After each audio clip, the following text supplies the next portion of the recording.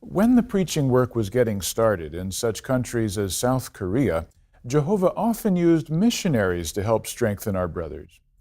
In an archived interview, Brother Jong-il Park describes the effect this had on his sacred service and how it prepared him for the trials he would face. From 1939 on, our brothers didn't have any contact with Jehovah's organization. And they thought that no organization exists. And then in 1948, a brother read from a newspaper about the activity of Watchtower Society. And it surprised the brothers. So brothers wrote to the society, and the society was so happy hearing from Korean brothers, and they answer with many booklets in Korean. There were two different reactions. Some brothers was excited about preaching work, yet another group questioned, is that true organization of Jehovah? First missionary group, Brother and Sister Steele, arrived in August 9th, 1949. All the questions were answered by Brother Steele, and then right away, brothers were preaching in unity.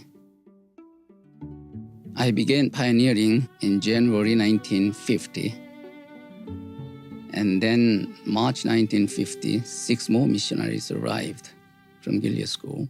We had only one congregation in Seoul, and the missionaries were busy for many Bible studies. So many interested persons coming to the meetings. The public talk was arranged in school auditorium, first time. And there were over 360 people attended, whereas the publishers was about 60.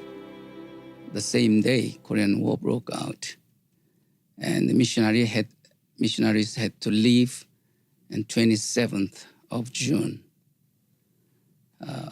to Japan. And then our brothers had to take refuge to southern part of Korea.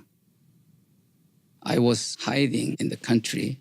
Then a few days later, the secret police from communists found us.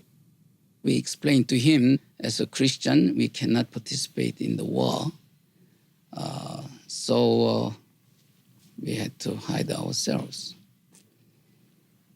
And then he says, well, I do not know much about religion, so I better take one of my friends who knows about religion. So I will come back tomorrow. Don't leave from here. So then we waited until next day, and he came with another. So I started preaching from the Bible that why this war broke out and many problems in the world, so on, because the fulfillment of Jesus' prophecy in Matthew 24. Then they say that, well, thank you very much for your preaching, and then say goodbye. Then 2 days later, the latter one came with another friend so that we could preach to them. During 3 months, they were staying in Seoul, and in fact, they protected us. I was picked by South Korean Army and to serve the back support of the military in front line to carry arms to the soldiers, which I could not accept. So I refused it. And then I was beat. And then one day, this company has to move to other place. I hide myself in the behind of ceiling, and so that they don't notice when they leave the place. And the next morning, when I came down, there were nothing left. I walked on one street toward one direction, and then I found a sign says International Bible Students Association. So I stayed with the brothers for 6 months. Brother Steele came back from Japan by himself so that take care of the brothers. In 1952, Brother Steele recommended me to Gilead School so that I was invited in 22nd class. So I took the steps to get the passport. And then the government found out that I didn't serve military. They gave me the draft notice instead of passport.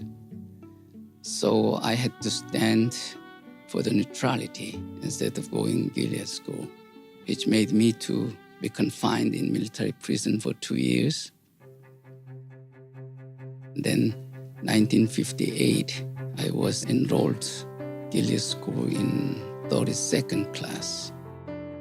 I really appreciate that great Gilead School training, since my job in the branch, especially in translation work, and translation work involves much deep knowledge, and the Gilead training was certainly helped on translation work. The real appreciation about the truth and the organization, the brothers' qualities, the humbleness and meekness, certainly it helped me to follow the examples to apply in the full-time service.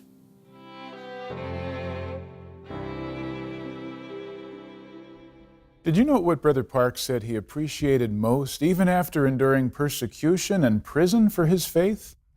It was the Christ-like qualities of his brothers and the training he received from Jehovah's organization. Another example of the benefits that result from our meeting together.